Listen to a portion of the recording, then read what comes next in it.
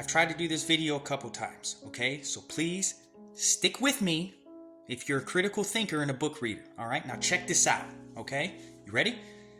It is certainly possible to envision a comprehensive tax overhaul that would generate substantial new revenue, combining a progressive tax structure with aggressive legislative reforms that close major loopholes, would in turn create a powerful funding mechanism for social programs.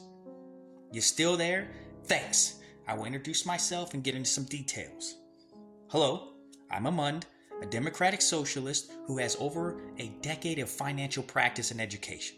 I hold a degree in finance and have participated in the industry from tax preparation to real estate advisement and sales. I have consumed over 150 books in these fields, and I continue to read at least 15 books a year in nonfiction. For the past 3 or 4 years, most of those books now have been deconstruction, anti-racism, and anti-eugenics. I stopped practicing in both of those industries professionally because capitalist greed is a disease that I didn't care to entertain anymore.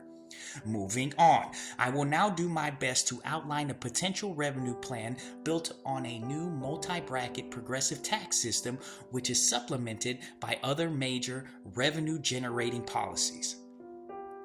Now, what I'm proposing is a simple, foundational, comprehensive revenue plan for social programs that I hope could be built upon in the future, because current politicians, they're not even going to be able to keep up with this video. So it'd have to be in the future. The policy component, key features, and corrections with projected annual revenues. Now, these are just rough estimates. Starting with a progressive income tax. Create multiple brackets for ultra-high earners, 50 million, 100 million, etc. Capping at 42% for 1 billion earners. Taxes capital gains at ordinary income above $1 million. It would roughly generate $400 to $500 billion. Corporate tax reform raise the corporate tax rate to 35%, reinstate full upfront R&D expensing to support innovation, eliminate specific subsidies for fossil fuels and other mature industries. Revenue generation would be $300 to $400 billion. Wealth and inheritance tax. Implement a 1% tax on net wealth greater than $50 million and 2% greater than $1 billion. Lower inheritance tax exemption to $5 million and close the great and trust loopholes, in turn generating $190 to $260 billion. Financial transaction tax. This is a 0.1% tax on stocks and bond trades, exempting retirement accounts, generating $150 to $150 billion. IRS enforcement and the tax gap. Fully fund the IRS to pursue unpaid taxes, primarily from high-income individuals and corporations, generating $100 to $150 billion, for a subtotal annual revenue of roughly $1.1 to $1.5 trillion. This plan would fundamentally shift the tax burden toward the top of the income and wealth distribution. For instance, the current system has a top marginal income tax rate of 37%. This plan would increase that to 42% for billionaires. Furthermore, by taxing capital gains, a primary source of income for the wealthy, the same as wages for high earners, it addresses a significant inequality in the current tax code. How would the revenue fund national priorities? Glad you asked that question. The revenue generated, estimated at over $1 trillion annually, could be strategically allocated to fund transformative social programs while also addressing the massively increasing national debt, which is happening under Mango Mussolini. Funding universal health care. The revenue could cover a significant portion of a single-payer healthcare system. While the total cost is estimated at over $3 trillion annually, this plan could fund 40 to 50% of that, drastically reducing out-of-pocket costs for all Americans and decoupling health insurance from employment. You're welcome. Funding universal education. This plan could fully fund tuition-free public college and student debt relief, estimated at $80 to $100 billion annually. It also aligns with a policy push for educational choice, ensuring funds follow the student, whether it's public, private, or charter schools. That's a better plan. Establishing a universal basic income. The momentum for unconditional cash transfers is growing. With over 57 pilot programs across the U.S., a national partial UBI could be phased in, starting with vulnerable groups. The revenue from this tax plan provides a robust foundation to launch such a program, which studies show is primarily spent on essentials like food, housing, and transportation. Lowering the national debt. The current federal deficit is projected to be at $1.8 trillion for fiscal year 2025. By generating $1.1 to $1.5 trillion in new revenue, this plan could cut the annual deficit by more than half. Applying this surplus to debt repayment would begin to stabilize and then reduce the national debt as a percentage of GDP, saving trillions of dollars in future interest costs.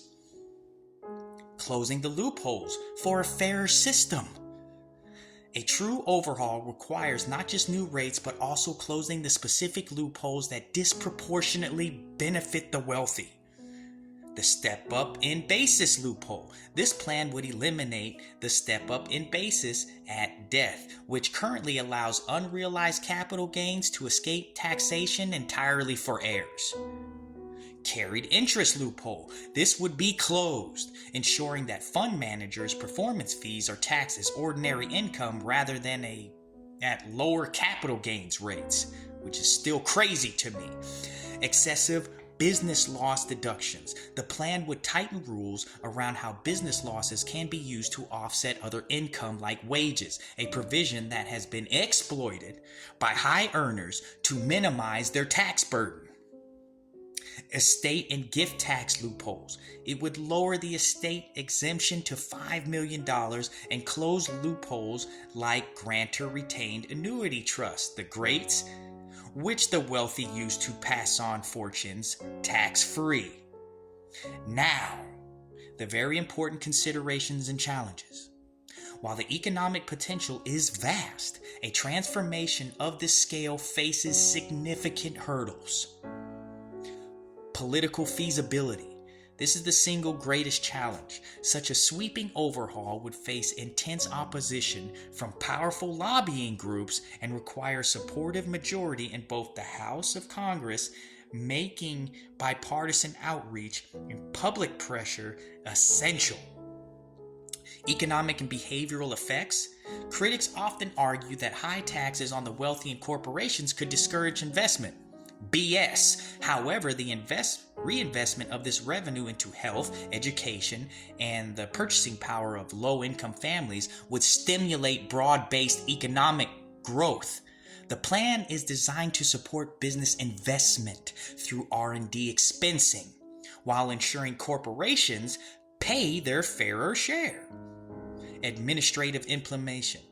The IRS would need continued support and funding to manage the new tax rules, particularly the wealth tax, and increased enforcement. A phased implementation over 7 or 8 years would allow for a smoother transition. This proposed foundational framework demonstrates that the goals of funding a robust social safety net and fiscal responsibility are not mutually exclusive. It builds directly on the detailed progressive tax model being created and developed. Then it ties it to tangible improvements in the quality of life for all Americans, regardless of income. Did you get all that? Because I'm not doing that again. So, funding universal health care, universal education, universal income, and drastically lowering the national debt can be done.